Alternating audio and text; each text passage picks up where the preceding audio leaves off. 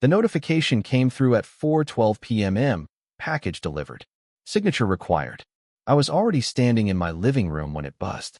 The house felt hollow in a way it never had before. Half the furniture was gone. The walls were bare where framed photos used to hang. Even the air felt different, less crowded. Emily was due back any minute from her sip and relax weekend in Charleston. That's what she called it. A reset. A women's retreat. Another flight, paid with miles we both earned. The locksmith had finished an hour earlier. New deadbolts. New garage code. I'd tested each one twice. The old key sat in a sealed envelope on the kitchen counter, labeled with her name in black marker. Down the street, a process server waited in a white sedan with the engine off. We'd coordinated it carefully. Timing matters in logistics. It matters in endings too. I looked around the half-empty room and felt something settle in my chest. Not anger. Not grief. Finality. 16 years of marriage reduced to a sequence of tasks. Consult attorney, separate accounts, document transfers, change locks. The notification wasn't about a package. It was confirmation. The server had what he needed. The signature would happen within minutes. And when it did, ordinary life, school drop-offs, shared calendars, polite goodbyes, would officially end. Headlights turned into the driveway. I didn't move toward the door. I just stood there, phone in my hand, listening to the engine shut off. That was the moment it ended. Emily and I had been married 16 years. Long enough to stop performing happiness and start assuming it. We had a 14-year-old daughter who still left her shoes in the hallway no matter how many times I lined them up against the wall. We had a mortgage on a stucco house in a quiet suburb outside Tampa. Predictable neighbors. Predictable bills. Predictable arguments about nothing that mattered. I managed logistics at a regional distribution hub. My days were measured in shipment windows, staffing gaps, fuel costs, and deadlines that didn't care about feelings. Emily was an HR director for a healthcare network. She handled policies, disputes, hiring pipelines. We both understood structure. We both respected order. Or at least I thought we did. 3 years ago, she joined a wine-tasting circle. It sounded harmless. Monthly meetups at rotating homes. Pictures of charcuterie boards and stemware posted in a private group. I encouraged it. She worked hard. She deserved something that felt like hers. At first, it really was once a month. Then it became twice. Then came weekend retreats, Savannah, Charleston, Asheville. Sip and relax, she called them. The name always felt slightly rehearsed. There were private tastings, vineyard tours, curated pairings. I'd drop her at the airport early Saturday morning and pick her up Sunday evening. Suitcase a little heavier with bottles we didn't need. Small shifts started happening around the same time. Her phone was suddenly face down on the counter instead of left wherever she set it. She began locking it. Not aggressively, just consistently. She'd step outside to take certain calls, explaining they were personnel issues she couldn't discuss in front of me. She started packing differently for the trips. More deliberate. Clothes laid out 2 days ahead. Nothing dramatic. Just incremental adjustments. I noticed them the way I notice a supply chain delay before it becomes a shortage. Slight disruptions in rhythm. A truck that arrives 10 minutes late 3 times in a week. A vendor that changes tone in emails. But I didn't say anything. Comfort is powerful. So is routine. We had built a narrative, stable careers, good daughter, decent home, no public scandals. I didn't want to be the man who overreacted to harmless change. I didn't want to interrogate my wife over wine flights and hotel reward points. When she came home from those weekends, she'd kiss me lightly, unload her suitcase, tell stories about a vineyard owner with a French accent or a sommelier who took himself too seriously. I'd listen. I'd nod. I'd pour a glass of whatever she brought back. If there were gaps in the stories, I filled them in myself. If there were inconsistencies in timing, I blamed travel delays. It's easy to protect a version of your life when that version is comfortable. Looking back, I didn't miss the signs. I saw them. I just chose not to disrupt the narrative we had worked so hard to build. The message came in on a Tuesday at 9:38 p.m. Unknown number. Savannah, area code. I almost ignored it. Spam calls and fake alerts come through all the time. But something about the timing caught my attention. Emily was upstairs, packing for another sip and relax weekend. Charleston again. Second time in 4 months. The message was direct. You don't know me. I think you deserve to see this. There were attachments. Bank statements. Screenshots. A hotel confirmation from Atlanta dated 3 months earlier.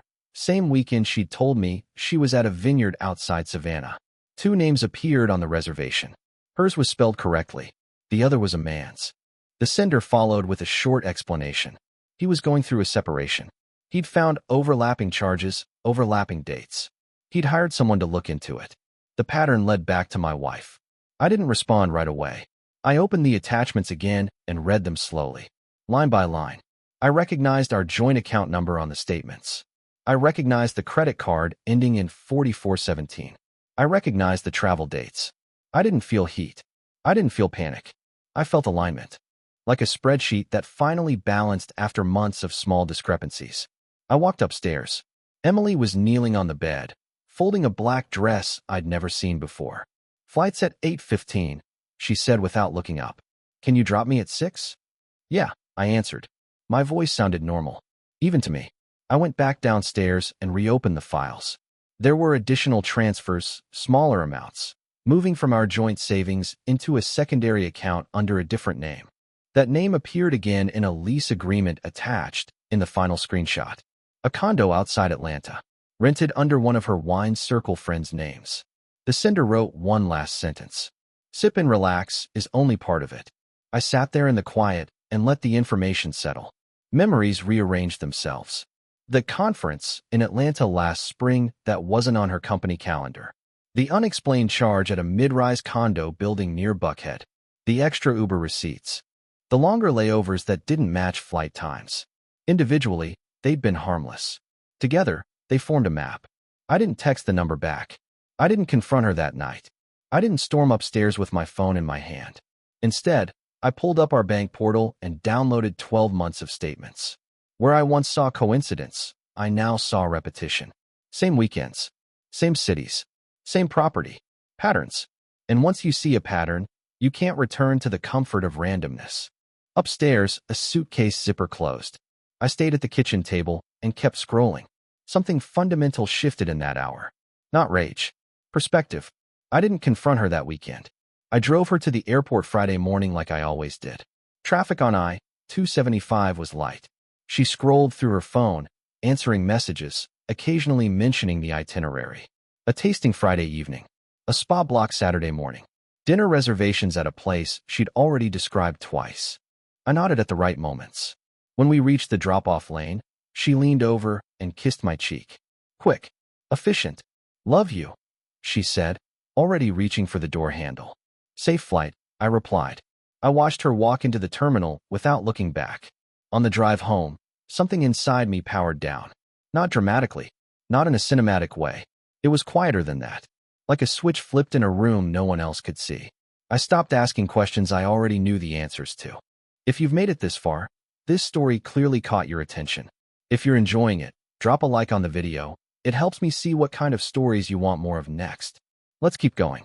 That afternoon, I opened a new checking account in my name only. I transferred a measured amount, enough to secure stability, not enough to trigger immediate alerts. I documented the transfer in a spreadsheet labeled simply reconciliation. I changed my email passwords, then the bank logins, then the cloud storage account we both used. Not out of paranoia, out of procedure. Monday morning, I called an attorney recommended by a vendor I trusted. I didn't dramatize it. I asked about asset division in Florida, about custody considerations, about financial concealment. The conversation was calm, professional. He asked, "Are you certain?" "Yes," I said, and I meant it. That was the moment the internal break became structural. When she returned Sunday evening, I picked her up as scheduled. She carried 2 bottles of wine and a small gift bag for our daughter. She talked about a sommelier who insisted on decanting everything, about a late-night laugh with the group. I listened. I stopped studying her tone for affection, stopped trying to read sincerity into her words, stopped reaching for her in bed that night. If she noticed the shift, she didn't say. I no longer checked her expressions for reassurance. I no longer measured my own reactions against the hope that we could restore something. Intimacy became logistical. Conversations became transactional. Inside, I had already separated. Over the next 2 weeks, I gathered documents the way I gather operational reports at work, quietly, consistently. Tax returns, retirement balances, property records, credit card histories, insurance policies. I wasn't building a case for a confrontation. I was building clarity. The man who wanted to fix things, who would have argued or pleaded or demanded transparency, no longer existed. That version had dissolved somewhere between the Savannah area code and the Atlanta lease agreement. In his place was someone else. Measured, methodical, final. Once I stopped reacting, I started observing. There's a difference. Reaction is emotional. Observation is structural. In my job, if a shipment misses a dock window 3 times in a month, you don't yell at the driver. You pull the logs. You check timestamps. You look for repetition. I treated my marriage the same way. I built a calendar grid covering the last 18 months. I marked every sip and relax weekend, every HR conference, every out-of-town training seminar. Then I cross-referenced them against our bank statements and credit card charges. Patterns emerged quickly. The same dates each quarter. The same property management company receiving payments 2 weeks before certain trips. Small, consistent transfers, never large enough to spike suspicion, into an account connected to the Atlanta condo. I wasn't gathering proof for a fight. I was aligning facts for myself. Some of the trips overlapped with legitimate wine events. She'd post group photos online, for women holding glasses against vineyard backdrops. I started noticing which weekends had no photos at all. No tags. No check-ins. Those were the weekends the condo payments appeared. I requested detailed statements from the credit card provider under the pretense of budgeting review. Itemized charges told their own story. Parking garages near the same address, grocery purchases in Buckhead, utility payments tied to that property. One Tuesday evening, while she was in the shower, her phone lit up on the bathroom counter. I didn't touch it. I didn't need to. The preview banner showed a first name I didn't recognize. 3 messages in a row. No context. Just timing. I noted the timestamp and later matched it against a recurring payment to a startup LLC I'd seen on our statements but hadn't yet researched. I ran the LLC name through public records during lunch the next day. It was registered in Georgia. The managing member shared the same first name as the banner notification. It wasn't dramatic. It was quiet confirmation. At dinner that night, she talked about expanding her department, about a potential promotion. She mentioned stress, travel, long-term strategy. I asked neutral questions. I kept my tone steady. Inside, the structure of our life was already separating into columns, hers and mine. I stopped correcting small inconsistencies in her stories. I let them pass. I wanted to see if she'd noticed the absence of friction. She didn't. By the end of the month, I had dates, payment trails, property records, and corporate filings organized in a digital folder labeled simply Timeline. The tension didn't explode. It accumulated. And I didn't rush. In logistics, rushing creates mistakes. I was no longer trying to save something. I was preparing to close it properly. The shift from emotional to financial happened on a Thursday night. I was reviewing quarterly transfers when I noticed a larger movement than usual, just under $15,000. It had been routed from our joint savings into an account tied to the same LLC I'd researched earlier.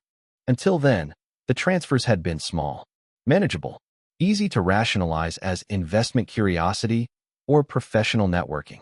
This was different. It was capital. I pulled the corporate filings again and dug deeper. The startup was positioned as a boutique logistics consultancy based in Savannah. Supply chain optimization, regional distribution modeling, the kind of language I understood well. The managing member, the same first name from her phone, had prior experience in warehouse analytics. He had no visible track record of launching companies at scale. The timeline aligned perfectly with the beginning of her wine retreats. I printed the filings and placed them beside our bank statements. When you work in operations long enough, you develop a sense for risk exposure. This wasn't a personal indulgence. It was resource diversion. Joint funds. Our daughter's college savings was attached to that same account structure. That's when the matter moved beyond betrayal. It became liability.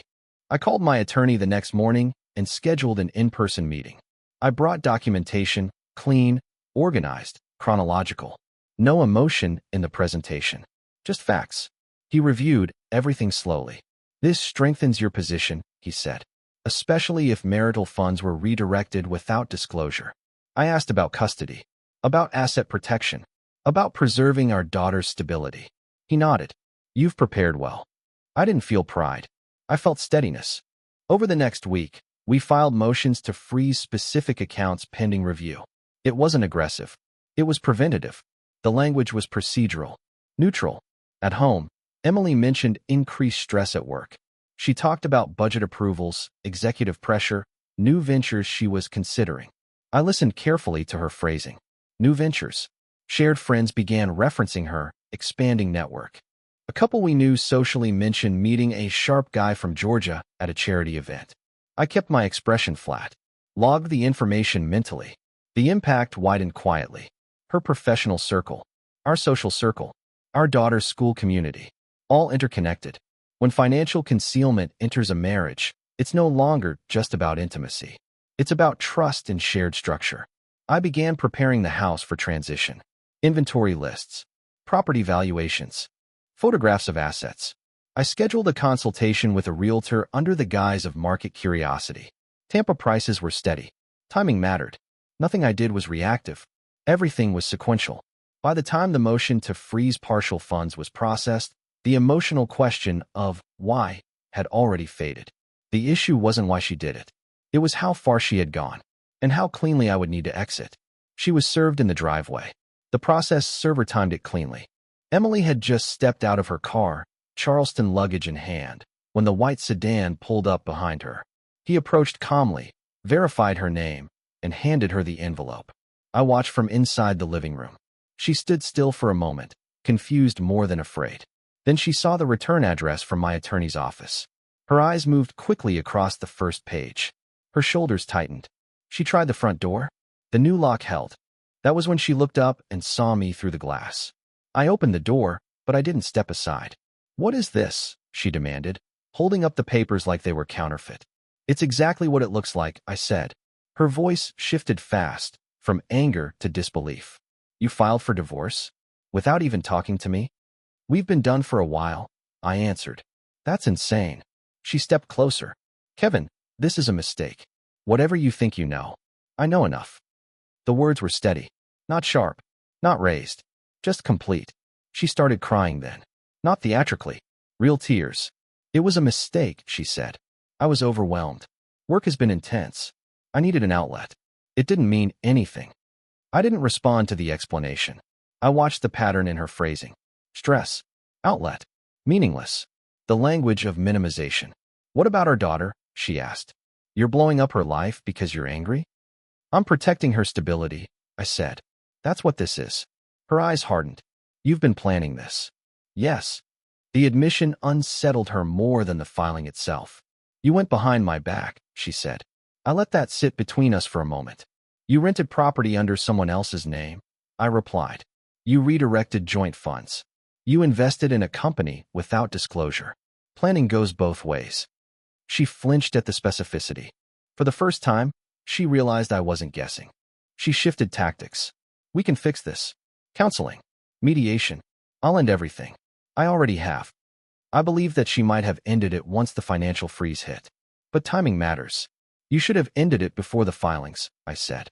She looked at the changed locks, at the half-empty living room behind me. "You moved things." "Yes." "You changed the locks." "Yes." Her breathing became shallow. "Who are you right now?" "I'm someone who read the statements." Silence followed.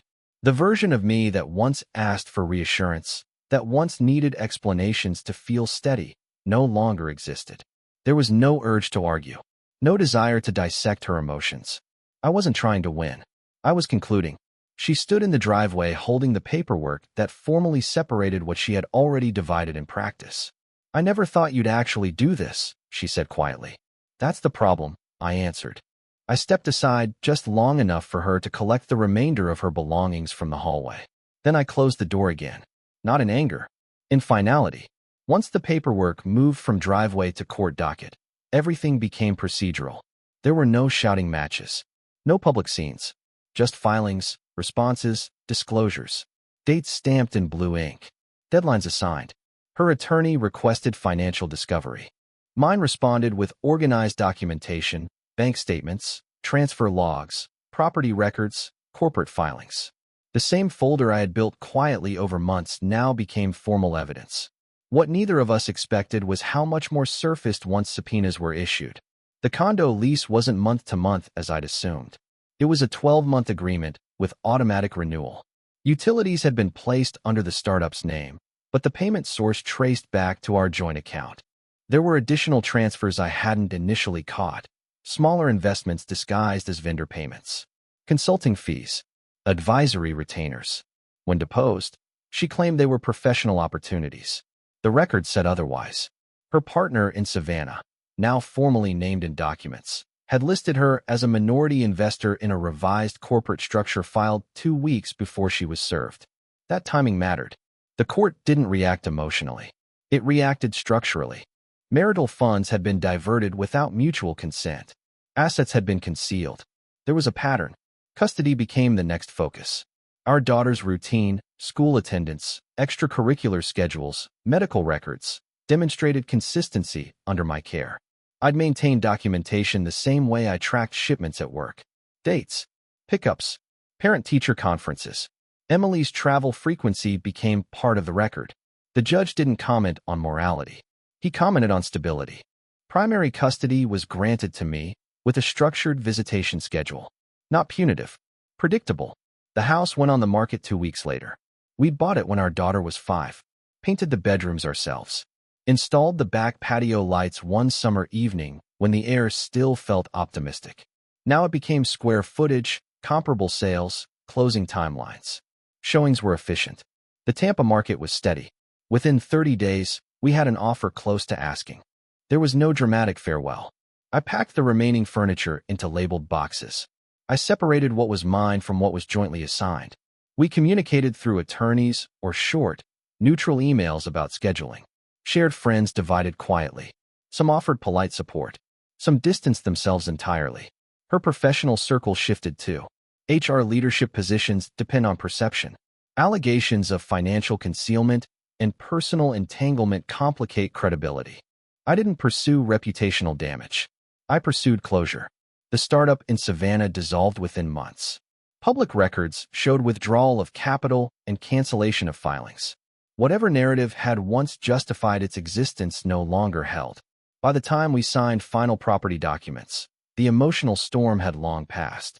What remained was sequence. One structure closing, another beginning. And for the first time in months, nothing felt chaotic, just inevitable. 5 months after the driveway, the divorce was finalized. There was no dramatic courtroom moment. Just signatures, electronic confirmations, and a brief hearing where the judge reviewed the terms and asked if both parties understood the agreement. We did. Primary custody remained with me. Asset division reflected documented transfers and adjusted for concealed funds.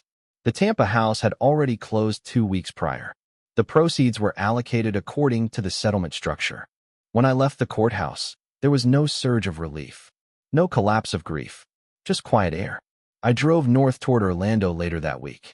The house I bought sat outside the city in a smaller development near a stretch of preserved wetlands.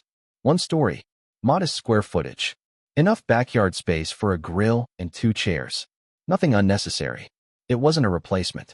It was a reset. Moving day was efficient. A rental truck. Labeled boxes. My daughter choosing which room she wanted before I had even unloaded the bed frames. She didn't ask for explanations anymore. Teenagers understand more than they say. We established new routines quickly. School mornings adjusted. Commute extended slightly, but remained manageable.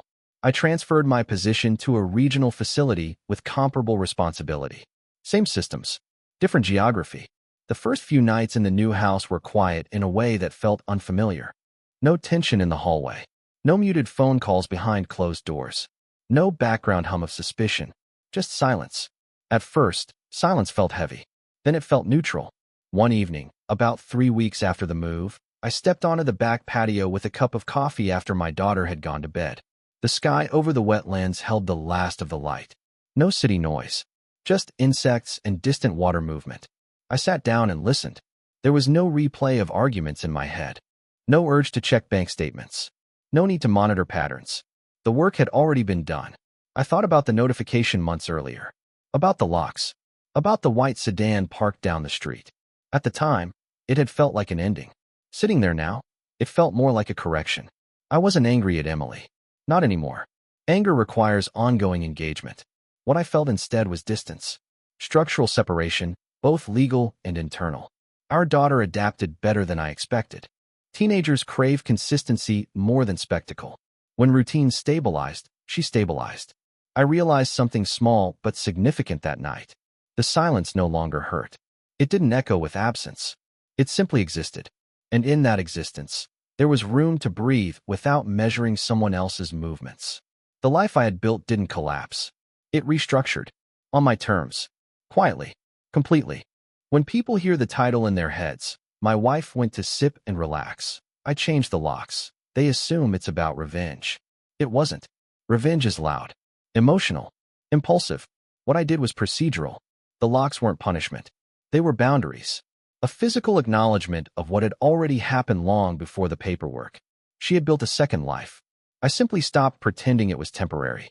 Looking back, the real mistake wasn't trusting her. It was ignoring the first small fractures because the structure looked intact from the outside. The subtle changes. The altered routines. The minor inconsistencies I filed away as stress. I won't do that again. Life moved forward the way logistics always does, one shipment after another, one scheduled delivery at a time. My daughter adjusted. I adjusted. The silence that once felt heavy now feels earned. There's no victory in divorce. No celebration. Just recalibration. Ordinary life didn't end that afternoon in Tampa. It clarified. And this time, when I see the first crack in something I've built, I won't cover it with paint. I'll address it. Immediately. That's the end of this story.